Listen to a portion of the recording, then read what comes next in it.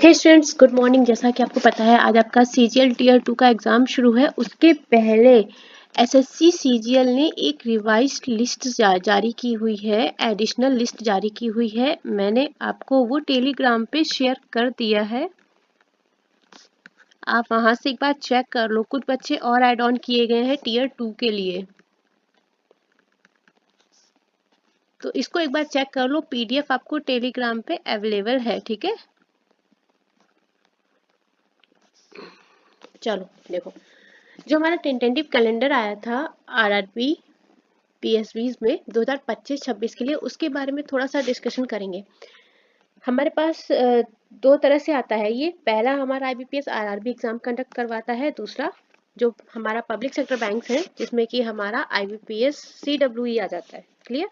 तो देखो क्या है हमारा, इसमें आपके दो एग्जाम रहते हैं। आपका पहला तो हो जाता है प्रीलिम्स एग्जाम, दूसरा हो जाता है मेन एग्जाम, ठीक है। प्रीलिम्स एग्जाम जो है आपका कई शिफ्ट्स में होता है, मेंस एग्जाम आपका वो एक दिन कंडक्ट करवा देते हैं। जो हमारे इसके लिए पोस्ट है वो है ऑफिसर स्केल 1। ये आरआरबी की बात हो रही है अगर हम आरआरबी की बात करें, और ऑफिसर स्केल सेकेंड थर्ड है। इसके अलावा ऑफिस असिस्टेंट, जिसको कि आप क्लरिकल ग्रेड भी बोलते हैं। क्लियर? जब भी फॉर्म आएगा हम आपको इन्फॉर्म कर देंगे, लेकिन फिलहाल जो टेंटेटिव कैलेंडर इनका आया हुआ है उसके बारे में डिस्कशन करेंगे, और जो सिलेबस है इन सब बारे में थोड़ा सा डिस्कस कर लेंगे, ठीक है। जो आपका ऑफिसर स्केल 1 है, अगर इसका प्रीलिम्स एग्जाम की बात करें तो ये आपका इन्होंने डेट्स आउट जो की टेंटेटिव है, ये एक टाइम आने पर जरूरत पड़ने पर वो इसको चेंज भी कर सकते हैं। ये ध्यान रखिए, ये थोड़ा सा चेंजेबल प्रोसेस है, वैसे होता नहीं है, पर इन केस कोई एग्जाम क्रैश कर जाए या कुछ हो जाए उस चक्कर में अगर ये आगे बढ़ती हैं तो बढ़ सकते हैं, इसलिए ये टेंटेटिव कैलेंडर बोला जाता है। क्लियर? चलो, तो जो ऑफिसर स्केल 1 की डेट्स इन्होंने दी है वो दी है 2707, ठीक है। 2 अगस्त हो गई आपकी, 3 अगस्त हो गई, ये हो गई आपकी ऑफिसर स्केल फर्स्ट की प्रीलिम्स की डेट। क्लियर? मेंस एग्जाम जो होगा वो आपका हो जाएगा 13 सितंबर को, 13 सितंबर 2025। ऑफिसर स्केल सेकेंड और थर्ड के लिए इन्होंने भी कोई डेट्स आउट नहीं की है, बट जो मेंस एग्जाम होगा आपका ऑफिसर स्केल सेकेंड थर्ड का, वो आपका 13/9 को ही होगा, मतलब सेम डेट पे होगा। इसका मतलब है आप अपनी प्रिपरेशन शुरू कर दीजिए, क्योंकि देखिए आधी जनवरी चली जा चुकी है, आज 18 जनवरी हो गई है, और आपको थोड़ा सा, अगर आप फ्रेशर है ना, तो आपके लिए बहुत ज़्यादा बर्डन है कहीं ना कहीं पे, क्योंकि आपको उस लेवल पे तैयारी करनी है, कंपटीशन बहुत ज़्यादा हाई है। जो दे चुके हैं, जो फ्रेशर नहीं है, उनके लिए थोड़ा सा इजी है ना। ऑफिस असिस्टेंट की बात करेंगे, या आप जिसको क्लर्क बोलते हैं, अगर आप क्लर्क ग्रेड की बात करेंगे तो आपका इसका एग्जाम पड़ जाएगा 30, 6 और 7 सितंबर को। क्लियर? अब इसके बाद में आपका जो इसका मेंस एग्जाम रहेगा ये आपका हो जाएगा 9 नवंबर में। इसके बाद ये इनका रिजल्ट भी जल्दी आ जाता है, ये बहुत एकदम फ्रेश वैकेंसी निकालते हैं, आपको तुरंत जल्दी जल्दी से रिजल्ट एग्जाम भी करवा लेते हैं, डेट्स भी इनकी क्लियर है, रिजल्ट भी जल्दी आ जाता है, ज्वाइनिंग भी जल्दी ही हो जाती है। कोई बहुत ज़्यादा हैक्टिक प्रोसेस नहीं है कि आपको अभी वैकेंसी दी और अगले एक दो साल अटका दिया। तो बहुत ही फ्रेश वैकेंसीज है, फ्रेश जॉब है, फ्रेश सिलेक्शन प्रोसेस है, कोई दिक्कत वाली बात नहीं है। ये हो गया हमारा आरआरपी, जिसको आप बोलते हैं ग्रामीण बैंक, है ना। ये तो इनका प्रोसेस हो गया। जो आपका मेंस एग्जाम रहेगा ये आपका 3 फेज में रहेगा। पहला आपका हो जाएगा प्री, दूसरा हो जाएगा आपका मेंस, और तीसरा हो जाएगा आपका इंटरव्यू। क्लैरिकल ग्रेड में इंटरव्यू हटा दिया गया, पहले ये था पर अभी ये नहीं है। क्लियर? तो इसमें आपको इंटरव्यू फेस करना पड़ेगा ऑफिसर स्केल 1 के लिए, अगर आप अप्लाई करते हैं तो। वैसे कोई बात नहीं है, इंटरव्यू बहुत ज़्यादा टफ नहीं होता है, ठीक रहता है। ग्रामीण बैंक की बात है तो इतना ज़्यादा कंपटीशन आपको देखने को नहीं मिलेगा, ठीक है। अब ओवरऑल थोड़ा बहुत तो फिर रहेगा ना, एकदम से चीज़ें इतनी भी इजी नहीं रहेगी जैसे आपको एकदम प्लेट में हलवा दे दिया गया, वो चीज़ भी नहीं रहेगी। अब आप बात करेंगे अगर आप CWE क्लैरिकल और पीओ की, तो जो आपका पीओ का रहेगा मैनेजमेंट ट्रेनिंग या पीओ, ये आपके प्रीलिम्स एग्जाम की जो डेट्स हैं वो आपकी आई है 4 अक्टूबर, 5 अक्टूबर और 11 अक्टूबर को, ठीक है। मेंस एग्जाम जो होगा ये आपका 29 नवंबर को होगा। टाइम कम होता जा रहा है, जनवरी पूरी निकल गई है, प्रिपरेशन शुरू करना। जो आपका स्पेशलिस्ट ऑफिसर्स होता है, एसओ होता है, उसके लिए जो डेट्स आई हुई है वो है 22 नवंबर, 23 नवंबर को आपका प्रीलिम्स एग्जाम होगा एसओ का। और अगर एसओ के मेंस एग्जाम की बात करें तो आपका 4 जनवरी 2026 को होगा। क्लियर? एसओ वाले बच्चों के लिए सफिशिएंट टाइम है। और अगर आप सीएसए की बात करेंगे तो ये आपका हो जाएगा 6 दिसंबर को, 7 दिसंबर को, 13 दिसंबर को और 14 दिसंबर को। अगर आप मेंस एग्जाम की बात करेंगे तो आपका हो जाएगा 1 फरवरी 2026। क्लियर? चलो देखो, यहाँ से आपको डेट्स क्लियर हो गई। हो सकता है डेट्स में चेंजेस हो, पर आपको एक रफली आइडिया मिल गया कि आपका लगभग किस किस महीने में एग्जाम पड़ेगा। तो आपको प्रिपरेशन कहाँ से शुरू करनी है। आपके पास अमूमन 5 to 6 मंथ ही है मेरे ख्याल से। इसके बाद आप प्रोसेस फॉर्म हम प्रोसेस करेंगे, कुछ अपना थोड़ा सा प्रेशर रहता है, एकदम कंटिन्यू स्टडी नहीं हो पाती है, तो आप अभी से शुरू करो। ठीक है, देखो थोड़ा थोड़ा सा डिस्कशन कर लेते हैं। आईबीपीएस जो आरआरबी पीओ यानी कि ऑफिसर स्किल फर्स्ट का जो एग्जाम पैटर्न है प्रीलिम्स का, अगर प्रीलिम्स के एग्जाम पैटर्न की बात करेंगे तो आपके पास सेक्शन हो जाता है, number of question, maximum marks और ड्यूरेशन। जो सेक्शन है आपके पास वो है रीजनिंग और क्वांट। जो इसका प्री एग्जाम होगा, प्री एग्जाम आपका 2 पार्ट्स में होगा, जिसमें आपको रीजनिंग के 40 क्वेश्चन मिलेंगे और क्वांट के 40 क्वेश्चन मिलेंगे। मार्क्स कितने हो गए? हर क्वेश्चन 1 नंबर का रहेगा, नेगेटिव मार्किंग भी आपकी रहेगी इसमें। जो आपकी ड्यूरेशन रहती है वो आपका कॉम्पोजिट टाइम मिलता है 45 मिनट, मतलब आपको अलग अलग टाइम नहीं, ऐसे नहीं मिलता है कि 20 मिनट आपका मिला है रीजनिंग के लिए या 20 मिनट मिला है मैथ्स के लिए, ऐसा टाइम नहीं मिलेगा आपको। कॉम्पोजिट 45 मिनट आपको मिलेगा और आपको खुद से डिवाइड करना होगा इस टाइम को अपने अकॉर्डिंग कि आपको कितना टाइम रीजनिंग में देना है, how much time reasoning and maths, ये आपको डिसाइड करना है। ये कॉम्पोजिट टाइम मिलता है। Clear? Total number of question 80, total number of marks 80। यहाँ तक क्लियर? अगर आप RRB PO officer skill first के मेंस एग्जाम की बात करोगे तो मेंस एग्जाम में आपको रीजनिंग मिलेगी, 40 क्वेश्चन मिलेंगे जो कि 50 मार्क्स कैरी करेंगे। क्वांटिटिव एप्टीट्यूड 40 क्वेश्चन मिलेंगे जो कि 50 मार्क्स के ही होंगे। जनरल अवेयरनेस में 40 क्वेश्चन जो कि 40 मार्क्स ईच कैरी करेंगे। ठीक है, इंग्लिश या हिंदी लैंग्वेज दोनों में से आपको किसी एक लैंग्वेज को चूज करना है। मार्किंग एंड क्वेश्चन सेम रहेगा। अगर आप इंग्लिश का क्वेश्चन अटेम्प्ट करते हैं तो भी आपको 40 क्वेश्चन मिलेगा और कितना मार्क्स का होगा? 40 मार्क्स का। और अगर आप हिंदी अटेम्प्ट करते हैं तो भी 40 क्वेश्चन का होगा, 40 मार्क्स का होगा। कंप्यूटर नॉलेज आपका 40 मार्क्स का पूछेंगे और नंबरिंग जो उसकी होगी वो होगी केवल 20 मार्क्स की। कॉम्पोजिट टाइम जो होगा आपका 2 घंटे का होगा। यहाँ भी आपको खुद से डिसाइड करना है कि आपको रीजनिंग को कितना टाइम देना है, क्वांट को कितना टाइम देना है, जीए को कितना टाइम देना है, इंग्लिश या हिंदी को कितना टाइम देंगे या कंप्यूटर को, ये आपको ही सेक्शनल डिवाइड करना पड़ेगा। ठीक है, चलो एक चीज और है इसमें, एक बच्चों को बहुत ज्यादा कंफ्यूजन रहती है कि हम हिंदी अटेम्प्ट करें या इंग्लिश अटेम्प्ट करें। देखो हिंदी और इंग्लिश का क्या है, अगर आप हिंदी अटेम्प्ट करते हैं तो हिंदी ज्यादातर बच्चे अटेम्प्ट करते हैं, हिंदी थोड़ा सा इंग्लिश के उससे देखा जाए तो थोड़ा सा इजी पड़ता है। ऑब्वियसली हिंदी का कट ऑफ थोड़ा सा हाई जाता है। अगर आप इंग्लिश की बात करेंगे, अगर आपकी इंग्लिश अच्छी है तो मैं आपको रिकमेंड करूंगी आप इंग्लिश अटेंड कीजिए, क्योंकि इंग्लिश का कट ऑफ जो हिंदी के इतना नहीं जाता है, हिंदी का कट ऑफ थोड़ा हाई जाता है। ठीक है, चलो क्योंकि आप इसमें हिंदी में बस पढ़ते आते हैं, आंसर करते जाते हैं। सेंटेंस जो करेक्शन करने को होते हैं उसमें थोड़ा सा आप फंस सकते हैं, अदरवाइज पैसेज वगैरह तो इजीली हो जाता है, कोई दिक्कत वाली बात नहीं। फिलर्स आप बहुत इजीली कर देते हैं हिंदी में, इसलिए इसका कट ऑफ भी थोड़ा हल्का सा हाई जाता है इंग्लिश से अगर बोले तो अगर आपकी इंग्लिश अच्छी है तो मैं रिकमेंड करूंगी आप हिंदी की जगह इंग्लिश को ट्राई करें। ठीक है, नेक्स्ट हमारा जो आईबीपीएस आरआरबी क्लैरिकल का रहेगा, जिसको आप ऑफिस असिस्टेंट भी बोलते हैं, इसका जो पैटर्न रहेगा आपका,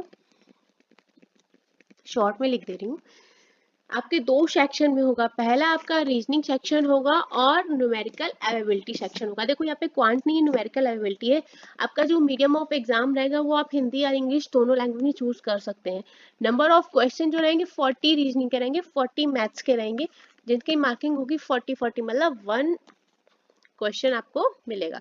चलो देखो कॉम्पोजिट टाइम आपको 25 मिनट एंड 20 मिनट, टोटल आपको टाइम मिलेगा 45 मिनट। क्लियर? यहाँ पे आपको इस तरह से मिल जाता है।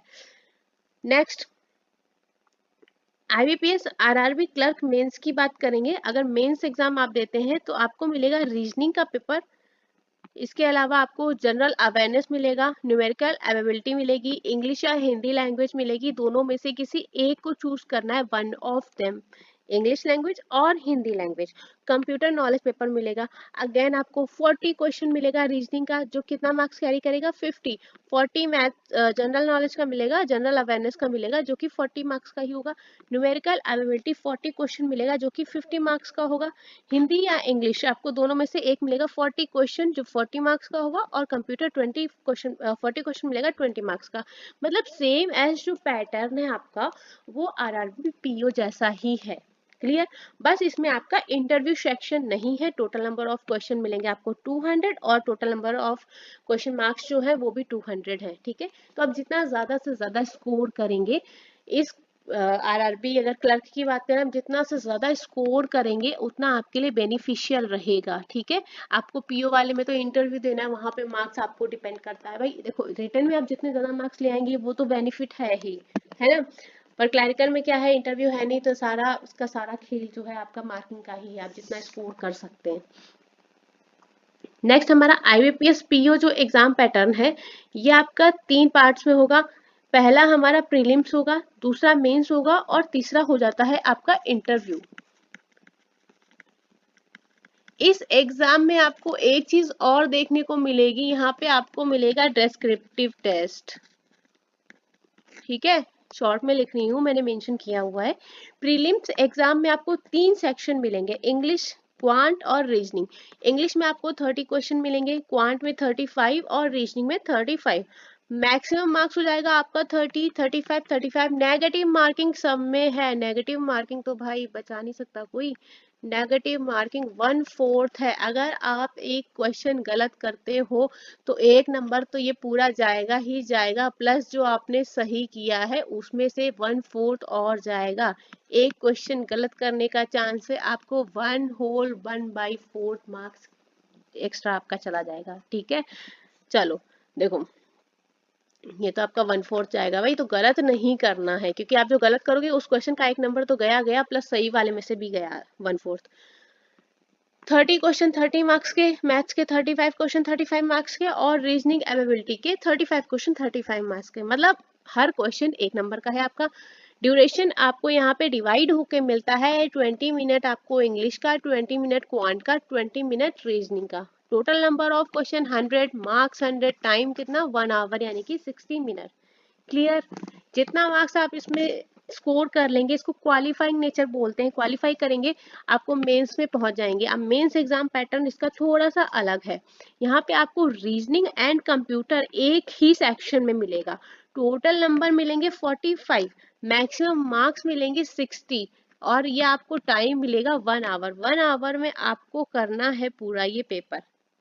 ठीक है, चलो जनरल इकोनॉमिक बैंकिंग अवेयरनेस, ये आपको 40 क्वेश्चन मिलेगा, तो मैक्सिमम मार्क्स हो जाएंगे 40, 35 मिनट मिलेगा इस एग्जाम के लिए आपको, इस सेक्शन के लिए, एग्जाम के लिए, सेक्शन के लिए। इंग्लिश लैंग्वेज में आपको 35 क्वेश्चन मिलेंगे जो कि 40 नंबर के होंगे, और 40 मिनट आपको मिलता है इस सेक्शन का time. Data analysis and interpretation जो है आपका डीआई जिसको आप बोलते हैं, डेटा इंटरप्रिटेशन, ये हो जाता है आपका 35 क्वेश्चन मिलते हैं जो मार्क्स लेके आते हैं 60, और आपको टाइम मिलता है 45 मिनट, जो कि मुझे लगता है कहीं ना कहीं सफिशिएंट टाइम है अगर लेवल टफ नहीं है तो, है ना। अब पीओ लेवल का है भाई, तो थोड़ा सा तो लेवल मॉडरेट टू हाई जाएगा ही जाएगा। इंग्लिश लैंग्वेज में आपका जो डिस्क्रिप्टिव टेस्ट रहेगा उसमें आपको ऐसे राइटिंग लिखने को आएगा एक, और एक आएगा आपको लेटर राइटिंग लिखने को। क्लियर? ये आपको 2 क्वेश्चन आएंगे और मार्क्स होंगे 25। आपको टाइम मिलेगा आधा घंटा, जिसमें आपको ऐसे राइटिंग और लेटर राइटिंग करनी है, कितने वर्ड का करना है आपको मेंशन कर दिया जाएगा। क्लियर यहाँ तक? जब आप ये मेंस भी क्वालिफाई कर लेंगे तब आप पहुंचेंगे इंटरव्यू राउंड पे। अगर आप एसबीआई की बात करेंगे तो एसबीआई में आपका जीडी अलग रहता है, ग्रुप डिस्कशन। एसबीआई का प्रोसेस थोड़ा सा अलग है क्योंकि वो अपना अलग एग्जाम करवाते हैं। ठीक है, जरूरत पड़ी तो मैं उसका भी आपको बता दूंगी। अब देखो जो क्लैरिकल का हमारा एग्जाम पैटर्न है वो भी सेम पीयू जैसा ही रहता है। इंग्लिश 30 क्वेश्चन 30 मार्क्स के, क्वांट 35 क्वेश्चन 35 मार्क्स के, रीजनिंग एबिलिटी 35 क्वेश्चन 35 मार्क्स का। ड्यूरेशन आपकी same 20 minute, total time 1 hour यानी कि 60 minute. Total number of question 100, marks 100। यहाँ तक क्लियर। इसको आप क्वालिफाई कर लेंगे, जितना मैक्सिमम स्कोर करने की कोशिश कीजिए, जितना आप मैक्सिमम कर सकते हैं। पहले लगता था केवल क्वालिफाइंग है, बट क्वालिफाइंग नहीं है, आपको अपनी पोजीशन सिक्योर करनी पड़ेगी। जितने ज़्यादा मार्क्स लेके आएंगे आपको कट ऑफ क्रॉस करनी है ना। चलो, मेंस एग्जाम पैटर्न आपका थोड़ा सा इसमें रहता है, रीजनिंग एबिलिटी के साथ कंप्यूटर एप्टीट्यूड को मिक्स करता है। तो 50 क्वेश्चन रहते हैं आपके 60 मार्क्स के। टाइम आपको 45 मिनट मिलता है। मुझे लगता है इतना सफिशिएंट टाइम है moderate to high level solve करने के लिए। इंग्लिश लैंग्वेज आपको 40 क्वेश्चन मिलता है, मैक्सिमम मार्क्स आपके 40। अच्छा, एक चीज और है, कुछ सब्जेक्ट्स ऐसे होते हैं जिनमें सारे के सारे क्वेश्चन करने ही नहीं होते। कुछ क्वेश्चन ऐसे होते हैं जो स्किप करने वाले होते हैं, उन क्वेश्चन को स्किप करना सीखो, ठीक है। ऐसा नहीं है कि लगे पड़े हो और नहीं आ रहा, उसमें टाइम वेस्ट कर रहे हो। कुछ क्वेश्चन स्किप वाले भी होते हैं, जरूरी नहीं है कि आप उनको सॉल्व ही करो। चलो, क्वांटिटी एप्टीट्यूड 50 क्वेश्चन 50 मार्क्स का होता है। आपको जो टाइम मिलता है वो मिलता है 45 मिनट। जीए या फाइनेंशियल अवेयरनेस दोनों से क्वेश्चन आपका रहता है 50 क्वेश्चन 50 मार्क्स 35 मिनट, है ना। तो टोटल नंबर ऑफ क्वेश्चन है आपका 190, मार्क्स है 200 और आपका टाइम है 160 मिनट। इसमें भी पूरी जो दौड़ है वो केवल मैक्सिमम स्कोर को लेके ही है। जितना ज़्यादा मार्क्स उतना आप कट ऑफ हाई जाएगा, लो जाएगा, जो भी है उससे मतलब ही नहीं है। मैं कह रही हूँ उससे मतलब ही नहीं है, कट ऑफ कितना जा रहा है उससे मतलब ही नहीं है। आपको मैक्सिमम मार्क्स स्कोर करने हैं, आप जितने ज़्यादा से ज़्यादा कर सकते हैं। कट ऑफ क्लियर करनी है ये तो मत सोचो, बस ये सोचो हमें कट ऑफ पे ध्यान नहीं देना, हमें मैक्सिमम करना है अपना। Maximum with speed with accuracy आप कितना कर सकते हो, ठीक है। रीजनिंग एबिलिटी में जो हमारे अपने सिलेबस है वो अपना इस तरह से है। आपका अल्फाबेट सीरीज से हो गया, वो चाहे नंबर की हो या सिंबल की हो, दोनों मिला के हो, मिक्स हो, इनइक्वालिटी हो गया। इसमें भी सब टॉपिक्स हैं, ये मैं केवल टॉपिक डिस्कस कर रही हूँ, इन टॉपिक्स में भी सब टॉपिक्स हैं। इनके सब टॉपिक्स के बारे में मैंने अभी बताया नहीं है, ये अभी एक थोड़ा सा रफली मैं आपको आइडिया दे रही हूँ। जब मैं आपको टॉपिक्स कराऊंगी तब मैं आपको सारा बता के कराऊंगी। सिलोगिज्म हो गई हमारी, order, ranking, coding, decoding, direction, sense, blood relation. इसके अलावा हमारा सिटिंग अरेंजमेंट हो जाता है, जिसमें काफ़ी तरह का आता है आपका circular, triangular, rectangular, square sitting, facing inside, facing outside, है ना, बोथ साइड फेसिंग हो जाता है। इसके अलावा अगर लीनियर हो गया, linear sitting arrangement, box puzzle, floor puzzle, flat based puzzle, floor flat दोनों puzzle, day month year based puzzle, comparison वाली, कैटेगराइज्ड, अनसर्टेन, मिसलेनियस क्वेश्चन आपका बहुत सारा हो जाता है। तो बहुत सारा टॉपिक है, दिक्कत की बात नहीं है। पजल सिटिंग मैं करा रही हूँ, रेगुलर बेसिस पे मैंने शुरू कर दी है, जिसको हम रेगुलर करेंगे। भाई बहुत ऐसा कुछ हो जाता है, मैं बोलती हूँ पर मैं खुद नहीं करा पाती, थोड़ा सा शेड्यूल ऐसा रहता है कॉलेज वगैरह, तो फिर वो चीज़ें नहीं हो पाती हैं। पर मैं इसको ट्राई कर रही हूँ कि हो जाए, क्योंकि ये हम लोगों ने बहुत पहले से छोड़ा है। तो पजल और सिटिंग तो करनी ही करनी है, और डेली बेसिस पे करो। अगर आप बैंकिंग एग्जाम दे रहे हो तो पजल सिटिंग ही आपको बचा सकता है ना, क्योंकि क्या है उसको सॉल्व करने में आप टाइम कम लेते हो। टाइम कम के साथ में वो आपका एक क्वेश्चन आपने सॉल्व किया, मान लीजिए एक पजल आपने 30 सेकेंड या मैं कह रही हूँ 45 सेकेंड में आपने कंप्लीट किया, उससे रिलेटेड 5 क्वेश्चन आप 1 मिनट में कर सकते हैं पूरा मिला के, है ना। तो कहीं ना कहीं पे बेनिफिशियल है। और अगर बैंकिंग एग्जाम है तो भाई पजल और सिटिंग के बिना तो निकल ही नहीं सकता। चलो, क्वांट की अगर आप बात करोगे तो आपको सिंप्लीफिकेशन है, BODMAS rule, simplification, square and cubes, है ना, क्यूब रूट्स हो गए, इंडाइसेस हो गई, फ्रैक्शन, परसेंटेज। सीरीज में आपको मिसिंग और रॉन्ग दोनों मिलेंगी, मिसिंग रॉन्ग। इनइक्वालिटी में आपको लीनियर, क्वाड्रेटिक और क्वालिटी कंपैरिजन मिलेगी। डीआई में आपको table DI, missing DI, pie chart, line chart, bar chart, mix DI, caselets, ये तो बहुत कॉमन फेवरेट पार्ट है। इसके अलावा आपको डेटा सफिशिएंसी में मिल जाएगा 2 स्टेटमेंट, बहुत ज़्यादा अगर हाई लेवल में जाएगा तो आपको 3 स्टेटमेंट मिलेगा। अदरवाइज प्री में तो मतलब 3 स्टेटमेंट मिलेगा ही नहीं, बहुत ही रेयर केस है, और अगर मिलेगा तो बहुत ही ईजी में मिलेगा। अरिथमेटिक में आपका रेशियो प्रोपोर्शन हो जाता है, परसेंटेज, नंबर सिस्टम, जिसको आपको एफसीएफ, एलसीएम हो गया, एवरेज, पार्टनरशिप, मिक्सचर हो गया, सिंपल इंटरेस्ट, कंपाउंड इंटरेस्ट हो गया, time and work, pipe and system, profit loss, discount, speed, time, distance, board stream, trend problem, 2D 3D, probability, permutation and combination, ये आपका है। अब बस ये है, अगर आप हाई लेवल उसमें जाएंगे मेंस लेवल में तो आपको मॉडरेट टू हाई ही मिलेगा, आपको मेंस में कुछ भी इजी तो नहीं मिलने वाला, जैसे आप इसमें जाते हैं आपको इजी टू मॉडरेट मिलता है, मेंस का लेवल अलग होता है, मॉडरेट टू हाई। बाकी आपका प्रैक्टिस बेस्ड है, बच्चे लोग जितना प्रैक्टिस करोगे, जितना मॉक टेस्ट, उसके अलावा कोई सोल्यूशन नहीं है सच बताऊं तो। कंप्यूटर अवेयरनेस में आपके फंडामेंटल कंप्यूटर हो जाएंगे, जो फंडामेंटल्स है, हिस्ट्री हो जाएगी, नेटवर्किंग, सॉफ्टवेयर एंड हार्डवेयर। अच्छा पता है पहले ये कंप्यूटर सेक्शन ही अलग होता था, पहले एग्जाम में जो स्कोरिंग करना होता था कंप्यूटर के 40 मार्क्स रहते थे अलग से 40, ये कंप्यूटर का सेक्शन ही अलग था पहले। अगर कुछ साल पहले की बात करूं, मुझे याद है तो आपका कंप्यूटर का सेक्शन ही अलग होता था, 40 क्वेश्चन आते थे 40 मार्क्स से। कहीं ना कहीं ये बहुत ही बेनिफिशियल रहता था क्योंकि मार्क्स स्कोरिंग बहुत बढ़िया होती थी इससे। बच्चा 40 में से 38 39 कुछ तो 40 के 40 लेके आए थे जब, मतलब मुझे याद है तब तो ऐसा हुआ था। लेकिन बाद में इसको कंपोजिट कर दिया गया रीजनिंग के साथ में, जो भी सिलेक्शन हुआ हो, तो ये थोड़ा सा यहाँ प्रॉब्लम हो गई। अदरवाइज यहाँ से बच्चा 40 आउट ऑफ 40 स्कोर करने लग गया था क्योंकि उसको पता हमें स्कोरिंग करना है, मार्क्स स्कोरिंग में सबसे अच्छा सब्जेक्ट आपका रीजनिंग और कंप्यूटर। चलो, तो सॉफ्टवेयर हार्डवेयर से आपका रिलेटेड टॉपिक हो गया, बेसिक नॉलेज आप इंटरनेट हो गया, कंप्यूटर लैंग्वेजेस हो जाती हैं आपकी, शॉर्टकट कीज हो जाती हैं, database, machine input output device हो गई। एमएस ऑफिस में आपका सब आ जाएगा, पावर पॉइंट, एक्सेल, इसके अलावा एमएस वर्ड हो गया, पेंट हो गया, सब एमएस का पूरा आपका आ जाएगा, ठीक है। नंबर सिस्टम में बाइनरी, डेसिमल, ये सब आ जाता है। वायरस, हैकिंग, सिक्योरिटी टूल्स आपके, इंपॉर्टेंट कंप्यूटर टर्मिनोलॉजीज, एब्रिविएशन तो मतलब फेवरेट पार्ट है। चलो तो और आगे देखते हैं। जनरल अवेयरनेस में केवल बच्चा सोचता है करंट अफेयर है, बट बच्चे लोग केवल करंट अफेयर नहीं आता है कभी भी बैंकिंग एग्जाम में, कभी भी नहीं आता है। अगर आप NIACL वगैरह या LIC वगैरह देंगे ना तो आपका इसमें एक टॉपिक और ऐड हो जाता है +1, क्या, इंश्योरेंस अवेयरनेस, ये टॉपिक और ऐड हो जाता है, ठीक है। तो आपके पास इतना टॉपिक है, ये 3 तो 5 ये और एक ये +6 टॉपिक्स है ये टोटल मिला के, जिससे क्वेश्चन आपका आता है। इससे बस ये 6 टॉपिक से बाहर नहीं आएगा कुछ भी। करंट अफेयर में देखो आपका national international appointment, death, observation, जो भी आपके इंपॉर्टेंट डेज हैं, जो भी आपका वर्ल्ड में चल रहा है, जो आपके असाइनमेंट हुए हैं, मोज हुए हैं, MOU हैं, आपके स्पोर्ट्स हैं, जो भी है आपका करंट अफेयर में आ जाता है।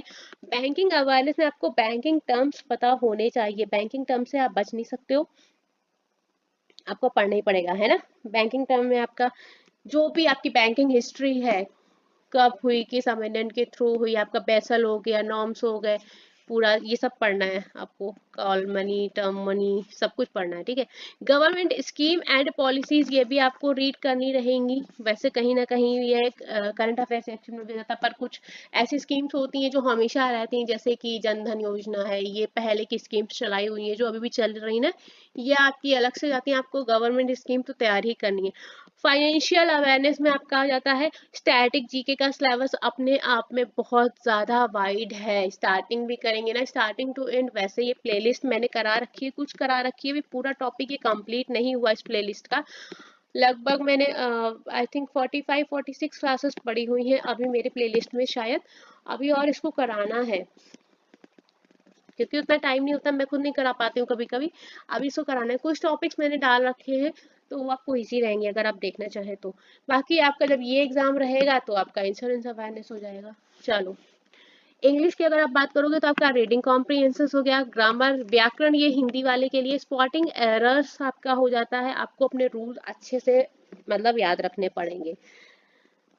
फिलर्स हो गए आपके, misspelled, jumbled word, sentence rearrangement, jumble sentences हो गया, idioms, phrases, cloze test, match the column, बॉर्न वर्ड सब्स्टिट्यूशन, डायरेक्ट नहीं आता है, जैसे कभी कभी डायरेक्ट आ भी जाता है। Sentence correction, identify the correct sentence, antonym, synonyms, word replacement, word usage, word rearrangement, phrase replacement हो जाता है आपका, सेंटेंस कनेक्टर हो गया, सेंटेंस इंप्रूवमेंट हो गया, वोकैब सेक्शन हो गया जो कि आपका अच्छा होना चाहिए, वर्ड स्वैप है, पेयर ऑफ वर्ड्स है, स्टार्टर्स है, ठीक है। इस तरह से इंग्लिश का सिलेबस आपका हो जाता है। हिंदी में भी सेम ऐसे ही हो जाता है, बस उसकी कट ऑफ आई जाती है। देखो, how to prepare for the banking exam, section wise strategies की अगर बात करेंगे, सेक्शन वाइज मैं यहाँ पे लिख देती हूँ, सेक्शन वाइज अगर आप इंग्लिश लैंग्वेज में ध्यान देंगे ना तो आपको फोकस करना है आपकी वोकेबलरी सेक्शन पे थ्रू न्यूज़पेपर में आप कोई भी ले सकते हैं। मैं तो हिंदू रिकमेंड करूंगी, द हिंदू हो गया आपका, या आप वो ले सकते हैं द टाइम्स ऑफ इंडिया ले सकते हैं, टाइम्स ऑफ इंडिया आपका हो गया ये, या इसके अलावा आप इंडियन एक्सप्रेस भी ले सकते हैं। यहाँ पे लिख देती हूँ द इंडियन एक्सप्रेस, जो भी आपको कंफर्टेबल लगे। अब ये नहीं है कि भैया पूरा लेके बैठना, पूरा पढ़ना है 18-32 पेज का, ऐसा भी नहीं है ना। आपका कुछ कुछ सेक्शन आपको पढ़ना है, ऐसा आपको एडिटोरियल पढ़ना है, एडिटोरियल से आपको पैराग्राफ मिल जाते हैं। इसके अलावा आपको स्पोर्ट्स सेक्शन पढ़ना है, बैंकिंग सेक्शन पढ़ना है ना, इस तरह से। पूरा नहीं पढ़ना है भैया कि पूरा पेज नंबर 1 से पढ़ना शुरू किया तो पता अपना न्यूज़पेपर ही पढ़ा रहे हो, ऐसा नहीं है।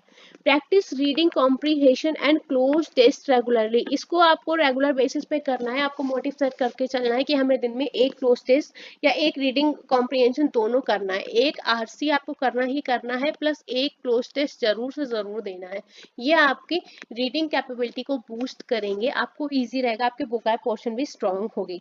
Brush up on grammar rules for error detection and sentence improvement, आपको ग्रामर रूल्स पता होना चाहिए, आप एरर डिटेक्शन कर सकते हो। इसके अलावा आप सेंटेंस में गलतियां भी फाइंड कर सकते हो, है ना, कि आप कहाँ वर्ब की एरर कर रहे हो, कहाँ क्या कर रहे हो।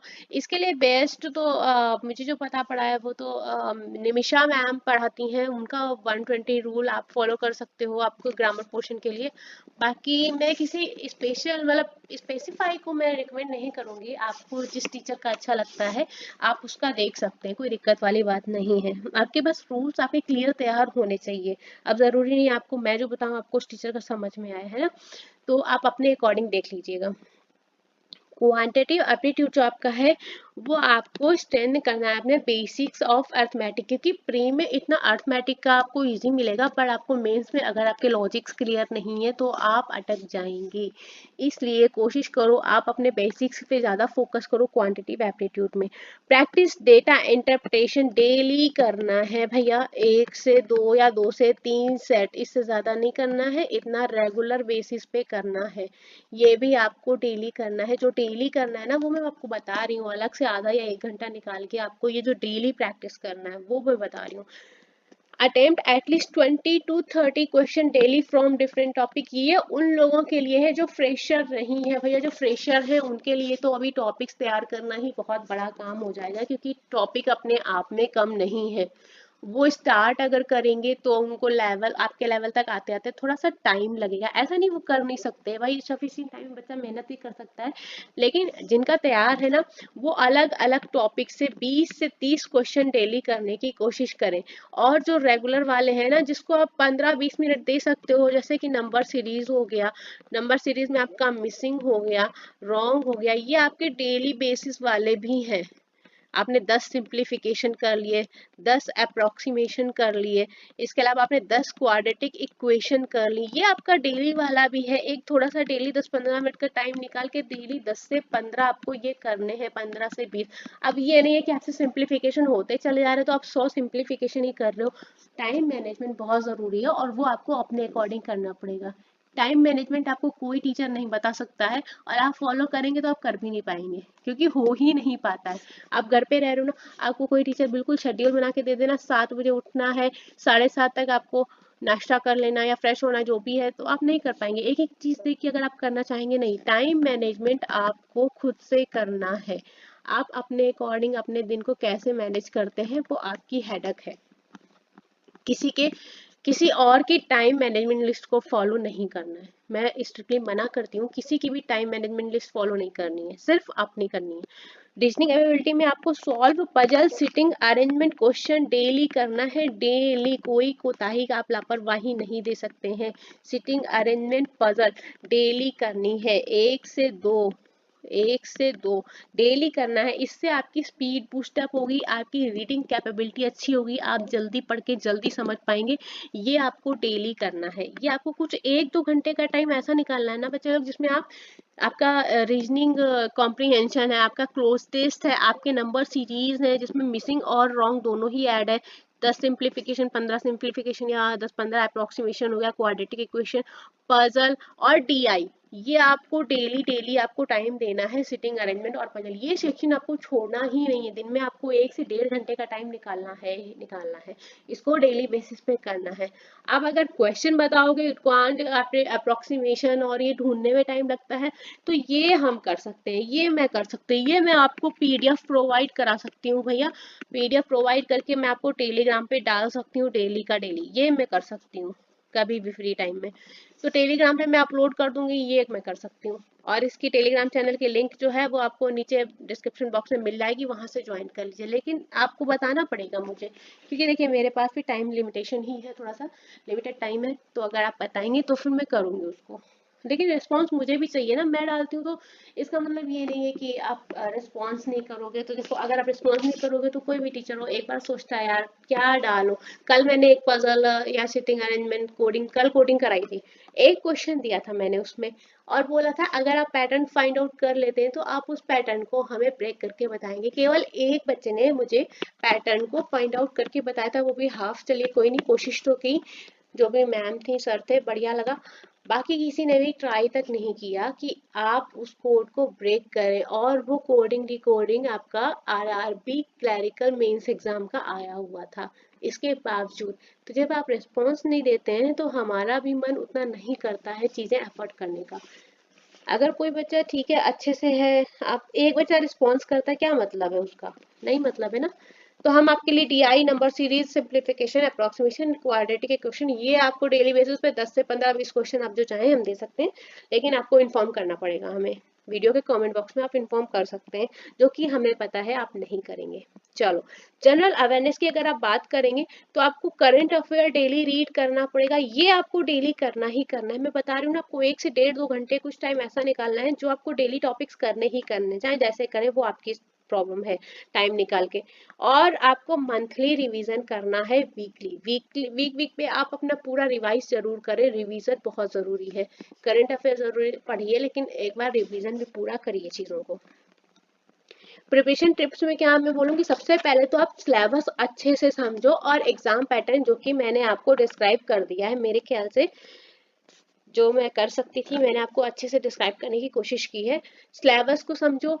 टाइम मैनेजमेंट आप अपना खुद का ओन करो, दूसरे का फॉलो मत करो, ठीक है। अपना फॉलो करो, अपना खुद का बनाओ और अपना खुद का फॉलो करो। इससे बेस्ट ऑप्शन कुछ नहीं है, ठीक है। आप अपने अकॉर्डिंग, आपका कैसा डे शेड्यूल है, नाइट शेड्यूल है, जैसा भी आप अपने अकॉर्डिंग बनाइए और अपना ही फॉलो कीजिए। जिसमें कि मैंने बोला 2.5 आवर आपको निकालना है डेली। आपको इंग्लिश में क्या करना है, क्लोज टेस्ट और रीडिंग कॉम्प्रिहेशन। क्वांट में आपको क्या करना है, डीआई। इसके अलावा सिंप्लीफिकेशन आपको डेली थोड़ा सा करना है। इसके अलावा अप्रोक्सीमेशन आपको डेली करना है। लिखूं पूरा? पूरा ही लिख देती हूँ। सिंप्लीफिकेशन करना है, अप्रोक्सीमेशन डेली करना है, नंबर सीरीज में आपको करना है मिसिंग और रॉन्ग। अब अपने हिसाब से आप टाइम सेट करिए और आपको क्वाड्रेटिक इक्वेशन डेली करनी है। आप कितना कितना टाइम किस किस को देंगे वो आपकी थोड़ी सी समस्या है। और आपको रीजनिंग में करना है क्या, सिटिंग अरेंजमेंट और पजल डेली करना है, 1 से 2 जितना कर सकते हैं। इसके अलावा आपको थोड़ा सा टाइम देना है करंट अफेयर को डेली। ये आपका पूरा रेगुलर बेसिस का है, ठीक है। तो आपको इतना टाइम तो देना ही है। आप कैसे दे सकते हैं इतना, 2.5 या इससे कम आप जैसा मैनेज कर पाए, ये आपको डेली करना है, डेली बेसिस पे करना ही है। और अगर आपका जब एक बार पूरा सिलेबस कंप्लीट हो जाए, आफ्टर सिलेबस कंप्लीट हो जाएगा ना जब आपका, तब उसके बाद आपको मॉक टेस्ट देना है। मॉक टेस्ट फिर आपको 1 से 2 डेली देना ही है। आपका जब सिलेबस पूरा रेफरेंस आपका टॉपिक जो भी है आपका सब कंप्लीट हो जाएगा, तो आपको 1 से 2 मॉक टेस्ट डेली देना है, ठीक है। अपने बेसिक्स को इम्प्रूव कीजिए, उनको मजबूत कीजिए, अपडेट रहिए करंट अफेयर के साथ डेली बेसिस पे, जो कि मैंने यहाँ पे आपको मेंशन कर दिया है। प्रैक्टिस मॉक टेस्ट, आपका सिलेबस कंप्लीट हो जाता है, आपके टॉपिक्स कंप्लीट हो जाते हैं, आप मॉक टेस्ट शुरू कर दीजिए। जैसे ही आपके टॉपिक्स रीजनिंग में खत्म हुए, आप फटाक से मॉक टेस्ट कंप्लीट करना शुरू कर दीजिए। ये आपको रेगुलरली करना। और रिवाइज रेगुलरली का मतलब है आप वीकली कर सकते हैं, रेगुलर तो नहीं कर सकते, आप वीकली इसको कर सकते हैं, ठीक है। वीकली जो भी चीजें आपने पढ़ी आप उनको रिवाइज कर सकते हैं। टाइम मैनेजमेंट टिप आपको खुद करनी है, मैं नहीं बता रही कोई भी शेड्यूल, और मैं बोलूंगी भी नहीं कि आप किसी और टीचर का भी बताया हुआ शेड्यूल फॉलो करें, आप खुद से बनाइए। आपको इतना तो यकीन होना चाहिए कि आप अपने आप से बना सकते हैं। Create a daily study schedule, आपको खुद से क्रिएट करना है। Allocate more time to weaker section, ये पॉइंट बहुत ही इंपॉर्टेंट है। क्यों? क्योंकि पता है बच्चा क्या करता है, ज़्यादातर बच्चे को मैंने देखा है हॉस्टल में, जब मैं थी तब मैंने देखा था कि बच्चा मेहनत करता है और वो खुद का ही टाइम टेबल बनाया बच्चे ने, मैंने खुद में देखा हुआ है कि बच्चे ने खुद का ही टाइम टेबल बनाया। उसके बाद में उसने क्या किया कि अगर उसको क्वांट पसंद आ रही है और वो सिंप्लीफिकेशन कर रहा, सबसे इजी टॉपिक, तो वो सिंप्लीफिकेशन करते ही चला जा रहा। मान लो उसने 2 आवर का टाइम दिया था कि हम क्वांट करेंगे, और उसने टॉपिक उठा लिया सिंप्लीफिकेशन, जिसमें कि आपको 10 क्वेश्चन करने थे, इसके बाद आपको छोड़ना था। लेकिन बच्चा क्या करता है पता है, 2 आवर में उससे सिंप्लीफिकेशन 10 की, उससे 10 के 10 हो गए, तो उसको बड़ा इंटरेस्ट आ गया, अरे ये तो इजी है, मुझसे हो रहा है, तो उसने सिंप्लीफिकेशन को बढ़ा के और 20 कर दिया। अब यहाँ पे टॉपिक आपको कोई दूसरा करना था, मेरे ख्याल से परसेंटेज करना हो या प्रॉफिट लॉस करना हो, लेकिन उसने इस प्रॉफिट लॉस का टाइम काट दिया, उसने काट के उसको सिंप्लीफिकेशन में ही छुटा पड़ा है 100, 120, 150। तो ऐसा नहीं, चीजें थोड़ा लॉजिक के साथ में करो। अब ऐसा नहीं सिंप्लीफिकेशन एक दिन 250, 300 लगा डाले, उसके बाद में हफ्ते भर कर ही नहीं रहे हो, तो उसका कोई मतलब नहीं है ना। सिंप्लीफिकेशन में आपको चाहिए स्पीड प्लस एक्यूरेसी, तो आपको ध्यान से करना है। अगर आपका डिसाइड है कि हमको दिन में 15 सिंप्लीफिकेशन करना है, तो 15 ही करना है भैया, इसके बाद में ना आपको दूसरे टॉपिक को भी टाइम देना है, ठीक है। अब ये नहीं कि 15 की जगह 50, चलो 50 भी कर लो, लेकिन जब आप वो करोगे तो आपको अप्रोक्सीमेशन को भी टाइम देना है डेली बेसिस पे। जो मैं बता रही हूँ, मेरा अगर कोई चीज़ आप फॉलो करें, मैं लास्ट में बताती हूँ, चलो अभी तो ये देख लो। टेक शॉर्ट ब्रेक, पढ़ाई के बीच में थोड़ा थोड़ा सा गैप भी लो, नहीं तो थोड़ा सा बर्डन ज़्यादा होगा, आप टेंशन करेंगे तो वो चीज़ सही नहीं है। मॉक टेस्ट आपकी सक्सेस की है, मॉक टेस्ट से ज़्यादा बेनिफिशियल कुछ नहीं है, ठीक है। तो एटलीस्ट 2 मॉक टेस्ट दीजिए वीकली, जब तक आपका सिलेबस कंप्लीट नहीं होता है। आपका एक बार कंप्लीट हो जाएगा तब तो आपको डेली देना है। एनालिसिस, अपने परफॉर्मेंस को एनालिसिस कीजिए, आप कितनी एक्यूरेसी के साथ कितने टाइम में क्वेश्चन सॉल्व कर रहे हैं, कितना गलत कर रहे हैं और कितना सही कर रहे हैं। अपनी स्पीड और एक्यूरेसी पे इम्प्रूव करिएगा, आपकी स्पीड आपकी हाई ही होनी चाहिए। आप करते करते आपको प्रैक्टिस हो जाएगी, तो आपकी स्पीड में कितना आप स्पीड के सामने सही कर रहे हैं, ऐसा नहीं कि आप स्पीड पकड़ रहे हो तो आप कैलकुलेशन गलत कर रहे हो, वो चीज़ भी ध्यान रखनी है। जो आपको मिस्टेक्स अवॉइड करनी है, वीक एरियाज को नहीं छोड़ना है। बहुत से बच्चे ऐसे होते हैं जिनका कि कोई वीक सेक्शन है तो वो सोचते हैं हम इसको स्किप कर देंगे और हम कुछ और कर लेंगे, तो वीक एरियाज जिस पे आप कवर कर सकते हो ना, उसको छोड़ना नहीं है। प्रिपरेशन के टाइम आपका वीक एरियाज पे पकड़ होनी चाहिए। अब ऐसा नहीं है, हाँ कुछ टॉपिक्स आपके बिल्कुल अच्छे नहीं हो सकते, लेकिन ऐसा नहीं कि आप उसको बिल्कुल छोड़ दें, ठीक है। तो वीक एरियाज पे काम करना है हमें, अभी टाइम है, कर सकते हैं। Descriptive section in mains exam को आप नेग्लेक्ट करते हो ना कि अरे नहीं बाद में देख लेंगे। अगर आप मेंस की प्रिपरेशन कर रहे हो तो आपको डिस्क्रिप्टिव सेक्शन पे डेली बेसिस पे ध्यान देना होगा। कहीं ना कहीं आपको टॉपिक्स कलेक्ट करने हैं, आपको लिखना है, लिखने की प्रैक्टिस करनी है, 150 से 200 वर्ड, 200 से 300 वर्ड ऐसे लिखने की प्रैक्टिस करनी है। करंट अफेयर टॉपिक से आपको मिल जाता है ज़्यादातर, ऐसे राइटिंग जो होती है आपको करंट अफेयर टॉपिक से मिल जाता है, कोई दिक्कत वाली बात नहीं है। एडिटोरियल जरूर पढ़ो इसके लिए। नॉट रिवाइजिंग की पॉइंट की टॉपिक बिफोर द एग्जाम, बच्चे एग्जाम के पहले टॉपिक्स रिवाइज नहीं करते, ये भी एक फॉल्ट रहती है कहीं ना कहीं। और स्किपिंग मॉक टेस्ट सबसे बड़ी problem, biggest problem, mock test नहीं देना। मॉक टेस्ट देना बहुत ही अच्छी चीज है, आपका टाइम मैनेजमेंट होता है, आपको खुद का एक, आप एग्जाम का प्रेशर फील करते हो मॉक टेस्ट देते टाइम। अगर आप कायदे से दे रहे हो, हंसी मजाक में दे रहे हो तो कोई बात नहीं, लेकिन आप कायदे से दे रहे हो तो आप प्रेशर फील करोगे, ठीक है। तो चलिए, लेकिन मैं अपने अकॉर्डिंग अगर मैं आपको एक चीज बताना चाहूँ, मैं इस स्लाइड को थोड़ा सा क्लियर कर रही हूँ, अगर आप चाहें तो स्क्रीनशॉट ले लेना। जो आपको डेली बेसिस पे करना है भैया, मैं फिर बता रही हूँ, रीजनिंग में आपको क्या करना है, सीटिंग अरेंजमेंट और पजल से पीछे नहीं भागना है। क्वांट में आपको जो करना है सिंप्लीफिकेशन, अप्रोक्सीमेशन डेली करना है 10 या 15, ठीक है। नंबर सीरीज आपको करनी है, नंबर सीरीज में आपको दोनों करनी है। आप ऐसे कर सकते हो, एक दिन मिसिंग कर ली, एक दिन आपने रॉन्ग कर ली, ठीक है, ये करना है। इसके अलावा आपको डीआई सेक्शन लेना है और क्वाड्रेटिक इक्वेशन लेनी है, ठीक है। इंग्लिश में आपको सीटी और आरसी दोनों ही करने हैं, इंग्लिश सीटी RC. Current affair daily mention करना है, डेली पढ़ना है। ठीक है। और मॉक टेस्ट अगर आपका सिलेबस कंप्लीट नहीं है तो आप वीकली ले सकते हैं कि आपने वीक में दे दिया तो आप वीकली दे सकते हो। अगर नहीं, ऐसे 7 दिन में 2 बार दे दिया और 2 से 3 बार कर लो। और अगर आपका कंप्लीट है तो आप डेली एक दो, डेली 1 से 2 दो, ठीक है। टाइम मैनेजमेंट आप खुद अपना कीजिए, अपने अकॉर्डिंग टाइम सेट कीजिए। चलिए, तो आज की वीडियो काफ़ी बड़ी हो गई है। फिर मिलेंगे, एसएससी सीजीएल का आज एग्जाम है, उसके क्वेश्चंस को लेकर हम लोग शाम तक मिलेंगे आपको। तब तक के लिए साथ में बने रहिएगा।